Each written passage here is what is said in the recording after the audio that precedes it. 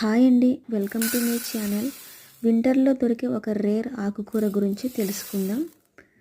ఇది చాలా తక్కువగా కనిపిస్తుంటుంది, కానీ చాలా పోషక విలువలు ఉన్న ఎంతో ఆరోగ్యానికి మంచిదైన ఆకు అదేనండి బతువా ఆకు. దీన్నే గూస్ ఫీట్ లీవ్స్ అంటారు, చక్రవర్తి ఆకు.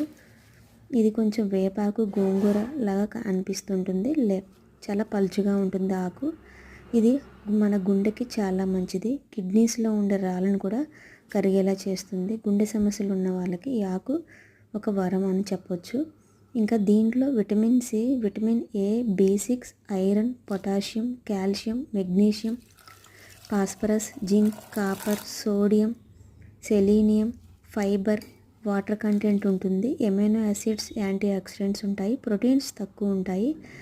ఇంకా ఇది ఇర్రెగ్యులర్ పీరియడ్స్ వచ్చే వాళ్ళకి ఈ ఆకు తినటం వల్ల పీరియడ్స్ అనేవి మనకి రెగ్యులర్గా వస్తాయి.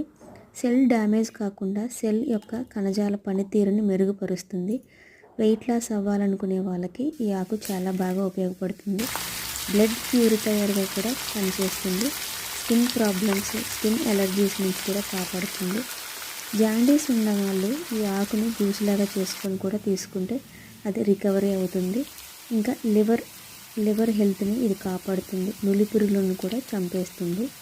సో ఇన్ని ఆరోగ్య ప్రయోజనాలు ఉన్న ఈ బతువా ఆకు లేదా చక్రవర్తి ఆకుని మనం ఇలా పప్పుగా చేసుకుంటే, పప్పు అయితే చాలా కమ్మగా టేస్ట్ చాలా బాగుంది. నేను ఇన్ని రకాల ఆకుకూర పప్పులు టేస్ట్ చూశాను, కానీ ఈ బతువా ఆకు కూర చాలా టేస్టీగా చాలా బాగుంది. మనం నెయ్యి వేసుకుని తిన్న ఫీలింగ్ వస్తుంది. ఈ పప్పు నెయ్యి వేయకుండానే అంత టేస్టీగా ఉంది.